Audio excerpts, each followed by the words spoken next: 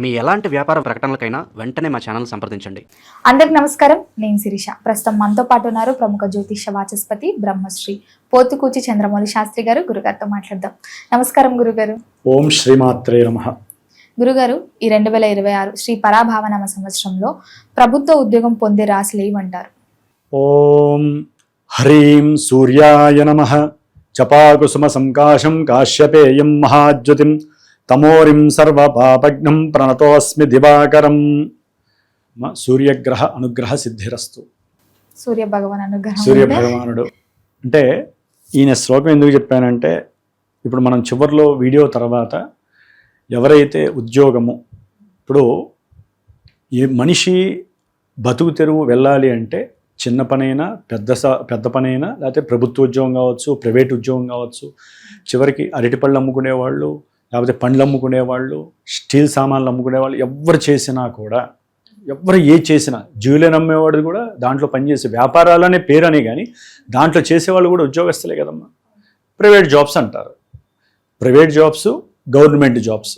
మరి government job అనేటటువంటిది చాలా చాలా విశేషమైనటువంటి యోగ జాతకం ఉన్న వాళ్ళకి లభిస్తుంది.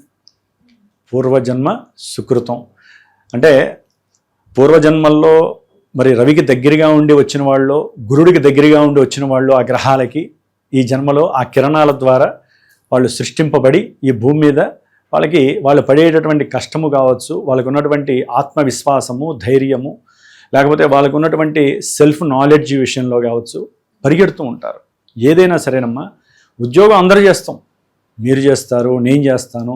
చాలామంది రోడ్డు మీదకి వెళ్తే చేసేవాళ్ళు, ఒక బట్టల షాప్లో చేసేవాళ్ళు ఉద్యోగం కదమ్మా. వాళ్ళకి జీతం ఎంతైనా రానివ్వండి.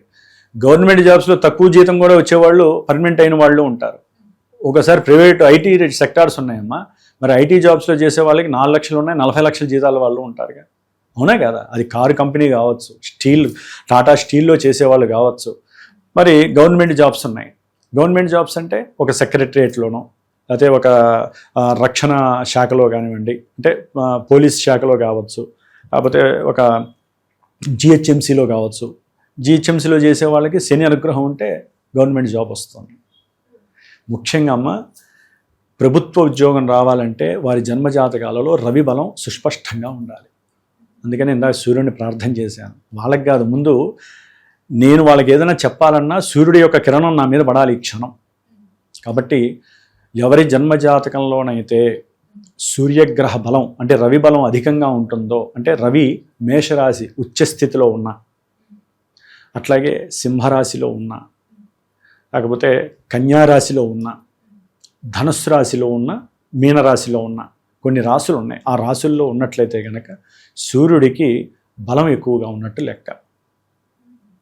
మళ్ళీ ఆయన ఉన్నటువంటి నక్షత్రాలను బట్టి కూడా ఒక్కోసారి, అంటే ఇవి ఉన్నాయి కదండి మరి మాకు రాలేదు, మా అన్ని ఇవే రాశులు అని చెప్పి అందరూ చేస్తారేమో, చెప్తారేమో. దాంట్లో చాలా వేరియేషన్స్ ఉంటాయి. అంటే ఇక్కడ సూర్యబలం గురించి చదువుతున్నారు. రవి బలం అలా ఉన్నప్పుడే మనకి లభిస్తుంది. సరే, రవి ఒక్కడే సరిపోతాడండి గవర్నమెంట్ జాబ్స్కి? గురుడు, బృహస్పతి ధనకారకుడమ్మా. ఆయన అనుగ్రహం లేనిదే పూర్వజన్మ సుకృతాన్ని ఇచ్చేదే ఆయన గురుడు. ఎవరికైనా సరే, మనకి ఇన్ని కోట్ల మంది ఉన్నా పూర్వజన్మ సుకృతాలను ఇచ్చేది ఎవరై అంటే బృహస్పతి. ఆయన ధనకారకుడు, వృద్ధికారకుడు. కాబట్టి ఆయన యొక్క వీక్షణ రవి మీద పడాలి. లేకపోతే వీరి యొక్క జన్మజాతకంలో ఒక లగ్నం ఉంటుంది. ఆ లగ్నానికి ఈయన 10వ భావానికైనా సంబంధం ఉండాలి. ఆ లగ్నాన్న చూస్తూ ఉండాలి గురుడు. అట్లాగే రవిని చూస్తూ ఉండాలి. అంటే రవి గురుల యొక్క సమ్మేళన స్థితి, అది కంజంక్షన్ కావచ్చు, ఆస్పెక్టేషన్ అంటే వీక్షణ కావచ్చు, వారిద్దరి యొక్క నక్షత్రాలు పరివర్తన అంటే ట్రాన్స్పరెన్సీ అంటారు. అంటే రవి నక్షత్రంలో గురుడు, గురు నక్షత్రంలో రవి ఉన్నప్పుడు, అవి ప్రత్యేకమైన స్థానాల్లో ఉన్నప్పుడు గవర్నమెంట్ జాబ్స్ అనేటటువంటిది అవకాశాలు వీళ్ళకి లభిస్తాయి. కొంతమంది ఉంటారమ్మా, ఐఏఎస్లు, ఐఎఫ్ఎస్లు, ఐపీఎస్లు, అంటే మన భాషలో యూపీఎస్సీ అంటారు కదా, వాటికి సంబంధించినవి రాస్తూనే ఉంటారు, చదువుతూనే ఉంటారు. దాదాపు 10 ఏళ్ళు, 12 ఏళ్ళు, 8 ఏళ్ళు చదువుతూనే ఉంటారు, రాస్తూనే ఉంటారు పాపం. అంటే కోరిక, కసి. అంటే ఇది ఒక్కటే కాదు, గవర్నమెంట్ జాబ్స్ ఏది ఉన్నాయో, ఎవరు దేనికి చదువుకుంటారో దాని రీత్యా వాళ్ళు చదువుతూనే ఉంటారు, రాస్తూనే ఉంటారు. ఇయర్స్ వేస్ట్ అయిపోతూ ఉంటాయి. వాళ్ళు అటు ప్రైవేట్ జాబు చేసుకోలేరు, ఇటు గవర్నమెంట్ జాబు చేసుకోలేరు. కొంతమందికి అందులో ఒక 1000 మంది ఇట్లా కష్టపడుతుంటే ఒక 4గురికో 20 మందికో అలాంటి జాబ్స్ రావచ్చు. మిగతా వాళ్ళందరూ మళ్ళీ డైవర్ట్ అవ్వడం, కొంతమంది డిసప్పాయింట్లు అవ్వడం జరుగుతూ ఉంటాయి. కాబట్టి అందరూ ప్రభుత్వ ఉద్యోగం రావాలి అనుకున్న వాళ్ళందరికీ ప్రభుత్వ ఉద్యోగాలు రాకపోవచ్చు. అవి రావాలి అంటే సూర్యబలం ఉండాలి, జన్మజాతకాలలో గురుబలం అనేటటువంటిది పుష్కలంగా ఉండాలి. లేదా వీరు తండ్రి గారికి ప్రతిరోజు కాలు గడగటమో లేకపోతే ప్రతిరోజు పాదాలకి నమస్కారం చేసుకోవాలి. ఎందుకంటే సూర్యుడు పితృకారకుడు. తండ్రి యొక్క బ్లెస్సింగ్స్ వలన కూడా వీరికి చాలా చాలా పితృదోషాలు తొలగిపోయి గవర్నమెంట్ జాబ్స్ దొరుకుతాయి. అంటే మన ఇంట్లోనే నిధి ఉంటుందమ్మా, ఎవరికి తెలియదు, బయట ఎక్కడో ఎత్తుక్కుంటూ ఉంటారు. సూర్యబలం కావాలి అంటే ఏం చేయాలి? తండ్రి యొక్క ఆశీర్వచన బలం ఉండాలి. కాబట్టి ముఖ్యంగా ఇప్పుడు సూర్యుడు ఈ పరాభవ నామ సంవత్సరంలో అమ్మ దాదాపుగా మేషరాశిలోకి ఏప్రిల్ 14వ తేదీ నుండి మే 14వ తేదీ వరకు కూడా ఆయన మేషరాశిలో ఉంటాడు. కాబట్టి ఈ సమయంలో ఎవరైనా గట్టి ప్రయత్నం చేసి దానికి సంబంధించినటువంటి జాబ్స్కి ప్రయత్నం చేస్తూ ఉన్నట్లయితే కనుక అందులో సింహరాశి వారు కావచ్చు, కొంతమంది ఉద్యోగాలకు పెండింగ్లో ఉన్న వాళ్ళకి కావచ్చు, లేకపోతే కొంతమందికి ఉద్యోగాలు పోయిన వాళ్ళకి కావచ్చు, వాళ్ళల్లో ముఖ్యంగా కర్కాటక రాశి వారికి ఇది ఒక యోగకాలం అని చెప్పుకోవచ్చు. అంటే 10వ స్థానం అనేది కర్మస్థానం అమ్మ. ప్రతి ఒక్కరికి కెరీర్ అదే అనమాట, 10వ స్థానం. రాశుల పరంగానే చెబుతున్నానండి, జాతకం అనేటటువంటిది వేరే ఉంటుంది. మరి కర్కాటక రాశి వారికి సూర్యుడి యొక్క బలము చక్కగా ఉంటుంది ఆ సమయంలో. కాబట్టి ధనాదాయం గవర్నమెంట్ నుంచి కొంతమందికి ఉద్యోగాలు చేస్తూ కూడా కొంతమందికి కెరీర్ వైజ్ డెవలప్మెంట్ అంటే ప్రమోషన్స్ వచ్చే పరిస్థితి కూడా ఆ సమయంలోనే ఉండే అవకాశాలు ఎక్కువగా ఉంటాయి. ఏప్రిల్ 14 నుంచి మే 14-15 వరకు కూడా సూర్యబలం చాలా అమోఘంగా ఉంది. అట్లాగే సింహరాశి వారికి అంటే ఇక్కడ ఒకటమ్మా, సూర్యుని బట్టి అంటే మరి 12 నెలలకి 12 రాసుల వారికి ఆ యోగం కలుగుతూనే ఉంటుందిగా. అందుకనే ఇక్కడ గవర్నమెంట్ జాబ్స్ గురించి చెప్పాలంటే జన్మజాతకం తప్ప విడిగా మనం చెప్పడం చాలా కష్టము. ఇప్పుడున్నటువంటి పరిస్థితుల్లో మీరు అడిగారు కాబట్టి గురుబలాన్ని మనం అన్వయించుకొని చెప్పాలంటే మటుకు కన్యారాశి వారికి జూన్ 1వ తేదీ వరకు కూడా వీళ్ళు ప్రయత్నాలు చేసుకుంటే కనుక చక్కటి ఉద్యోగ స్థితుల్లో మార్పులు కలుగుతాయి. అంటే కొంతమంది ప్రైవేట్ జాబ్స్ చేస్తూ ఉంటారు, లేకపోతే విశ్వవిద్యాలయాల్లో కానీ లేకపోతే స్కూల్ టీచర్స్గా కానీ కొంతమంది చేస్తూ ఉంటారు కదా, లేకపోతే న్యాయమూర్తులు, లాయర్సు, వీళ్ళందరూ ఏంటంటే గవర్నమెంట్ జాబ్స్ కోసం, కొంతమంది లాయర్లు ఏంటంటే డైరెక్ట్గా జడ్జిలుగా కూడా ప్రమోట్ అవ్వడానికి ఎగ్జామ్స్ రాస్తూ ఉంటారు. అలాంటి వారికి కన్యారాశి వారికి కొంచెం ఊరటనిచ్చేటటువంటి పరిస్థితి ఏదయ్యా అంటే ఈ యొక్క జూన్ 1 వరకు. అభీష్ట సిద్ధి కలగటానికి ఇంకెప్పుడే అంటే కన్యారాశి వారికి యాక్చువల్లీ నవంబర్ 1 వరకు చాలా చాలా యోగ్యకరం అమ్మ. వీళ్ళకి గురుబలం చాలా అనుకూలంగా ఉంది కన్యారాశి వారికి. అట్లాగే తులారాశి వారికి కూడా ఉద్యోగ స్థానం అంటే కర్మస్థానంలో గురుడు ఉచ్చస్థితిలో ఉన్నాడు కాబట్టి గురుబలం ఉన్నట్టు లెక్కమ్మ.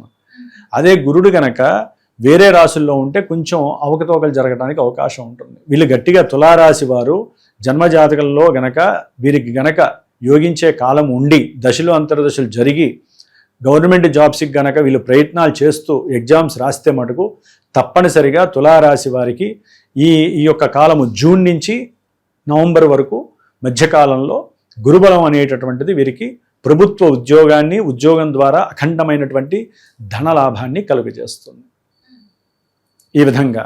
కాబట్టి అట్లాగే అమ్మ ఇక్కడ 6వ స్థానంలో గురుడున్న అంటే కుంభరాశి వారికి కూడా 6వ స్థానంలో ఉచ్చస్థిత గురుడు మామూలుగా ప్రైవేట్ జాబ్స్ వాళ్ళు కావచ్చు, లేకపోతే గవర్నమెంట్ జాబ్స్ వాళ్ళు కావచ్చు, వారికి ఆర్థిక పరమైనటువంటి విషయాలలో ఎదుగుదల చాలా ఉంటుంది. అంటే జాబ్స్ ద్వారా ఏదైనా సరే చాలా చాలా అనుకూలంగా ఉంటుంది.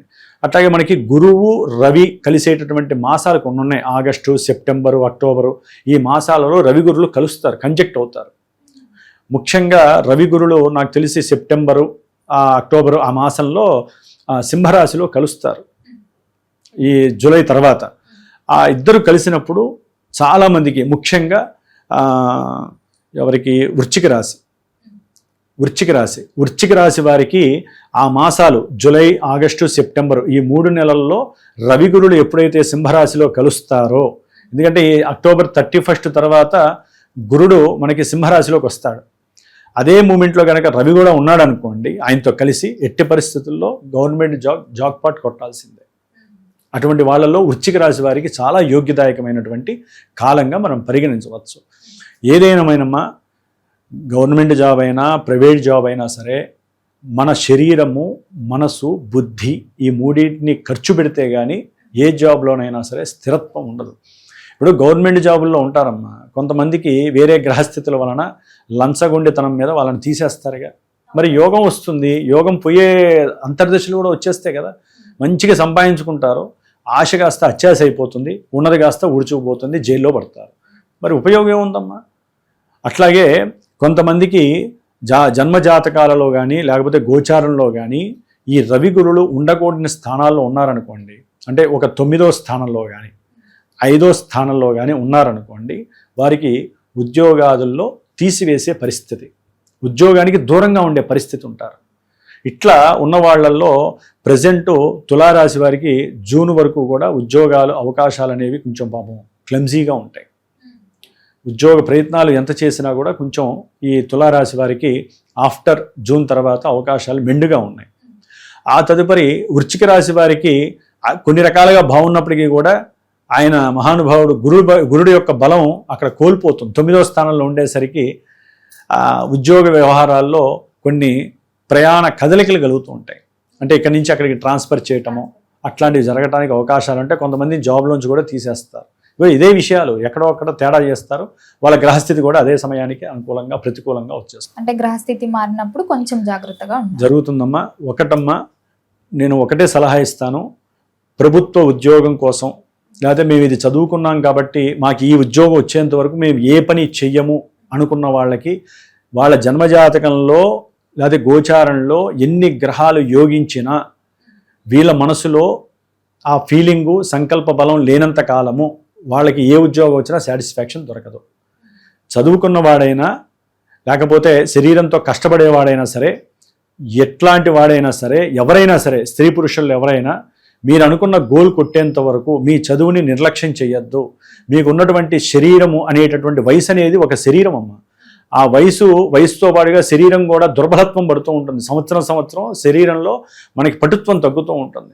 అప్పుడు ఏ జాబ్ వచ్చినా చేయలేరు. ఇంకా కొంతమందికి 4 ఏళ్ళు చూసి విరక్తి వస్తుంది. ఏ జాబ్ వచ్చినా, గవర్నమెంట్ జాబ్ వచ్చినా, వాడికి 10 లక్షల జీతం వచ్చినా తృప్తి ఉండదు. ఈ 4 సంవత్సరాల్లో వాడు ₹1 కోటి పైన సంపాదించవచ్చు. కాబట్టి ఎవరైనా సరే ఆత్మవిశ్వాసంతో, మానసిక సంకల్ప దృఢ విశ్వాసంతో మీరు ఉద్యోగం వచ్చేంత వరకు ఏదో పని చేసి చదువైపోయిన వాళ్ళు ఏ పనికైనా సిద్ధంగా చేయగలిగితే వాడు ఏది కోరుకుంటే ఆ ఉద్యోగం వాడి దగ్గరికి వస్తుంది. ఎందుకంటే గ్రహాలు కూడా పరీక్షిస్తాయండి. వీడు గవర్నమెంట్ జాబ్కి ఎలిజిబిలిటీ, ఎందుకంటే గవర్నమెంట్ జాబ్స్ గ్రహాలు ఇవ్వలేదు, మనమే ఏర్పాటు చేసుకున్నాం. వాళ్ళు గ్రహాలు ఏం చేసినాయి, ఏదో పని చేసుకొని నువ్వు ఇంత ముద్ద తినడానికి నీకు జన్మనిస్తున్నామని చెప్పి జన్మనిస్తున్నాయి.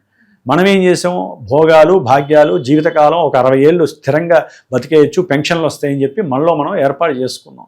దీంట్లో కూడా గవర్నమెంట్ జాబ్స్లో వాళ్ళు ఊరినే పెట్టలేదుగా. ఇప్పుడు రమ్మనండి, గవర్నమెంట్ జాబ్స్ ఏమీ రావట్లేదు. ఇప్పుడు ఏమి గవర్నమెంట్ జాబ్స్ 30 ఏళ్ల క్రితం వచ్చిన, 20 ఏళ్ల క్రితం, ఇప్పుడు రావట్లేదు. కాబట్టి ఏ పనైనా చేసి కుటుంబాన్ని, మిమ్మల్ని మీరు పోషించుకునేటటువంటి శక్తిని భగవంతుడు ఇచ్చినప్పుడు పోషించుకోండి.